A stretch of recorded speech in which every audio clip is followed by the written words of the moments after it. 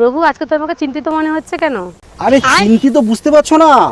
2026 সাল মানে বিশাল একটা ব্যাপার। এই কি হয় লোকে একটা যেন সন্ত্রাস, তার জন্য তো আমি চিন্তা করিনি। আর একটা কথা, গত বছর ভক্তরা এমন জল ঢালছে, সব ঠান্ডা লেগে আমার তো কি সর্দি কি কাশি, উফ, তারপরে আমার নিউমোনিয়াও ধরে গেলো, তুমি তো যাও। তারপরে হচ্ছে সে যে তোমার যে এত ধাতানি শুয়া, আমার একদম তো রক্ত জল হয়েছে। এই জন্য আমি অগ্নিদেবকে কইছি, তুমি আমায় একটু বাঁচাও, তুমি একটু গরম করো জলটাকে, তাইলে ভক্তরা যদি আমাকে জলটা যদি গরম দেয় তাহলে আর কোনো অসুবিধা হবে না। নারায়ণ নারায়ণ নারায়ণ। প্রভু, এত ব্যস্ত হয়েছ কেন গো? তুমি শুধু এ পাশ সে পাশ, কি হয়েছে তোমার? আরে জল ঢালা হবে হবে, সব মেয়ে ছেলে টোকা সব জল আইবে। আমাকে তো অন্য দেবতার কাছে যেতে হবে।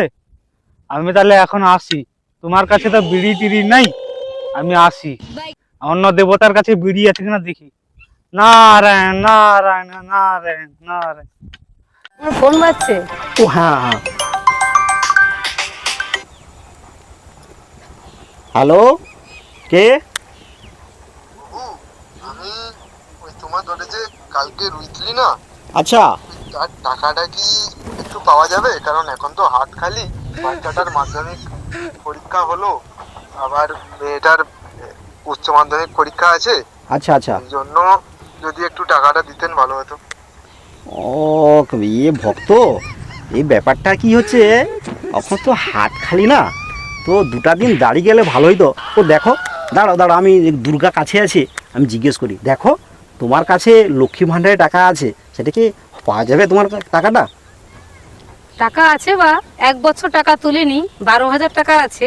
আবার এ মাসে 1,500 টাকা দিচ্ছে, আচ্ছা। মোট 13,500 টাকা আছে। আচ্ছা আচ্ছা, টাকাটা দিতে পারি, শর্ত আছে। বলো কি শর্ত? সুদ সহ সব টাকা ফেরত দিতে হবে। হোক, আমি দেবো। আর লক্ষ্মী ভাণ্ডারের টাকা মানে তো তোমানকেরই টাকা, মানে যত আয় করি আমানকের কোনো নাই গো, সব তোমানকে। আমি যদি 1 টাকা লই, তাও সেটা তোমানকের টাকা বলে দিয়ে দিতে হবে। এইটা হচ্ছে আমানকের দুর্ভাগ্য। আর একটা শর্ত আছে। কো? ভক্তরা যখন তোমার মাথায় জল ঢালবে, তখন তুমি ভুলেও তাকাবে না। কেন? তোমার আবার দোষ আছে। আর যদি তাকাও, আমি কৈলাসে চলে যাব। দেখো তুমি কোনটা চাও। আচ্ছা আচ্ছা আচ্ছা বাবা, ঠিক আছে ঠিক আছে, তুমি যা চাও তা হবে। আমি একদম ভক্ত দিদিকে তাকিব না। তবে হ্যাঁ, একটা কথা, ভক্তরা যে প্রাণ ভরে যে এত তাদের মনের ইচ্ছা পূরণ করার জন্য যে আমার মাথায় জল ঢালবে, আমি তো সবাইকে আমার প্রাণ ভরে আশীর্বাদ করব, যেন ভক্তরা এই 2026 সালটা সুন্দর করে কাটাতে পারে, সুখে শান্তিতে বসবাস করে। ভক্তদের যে মনস্কামনা, তা আমি সম্পূর্ণরূপে কিন্তু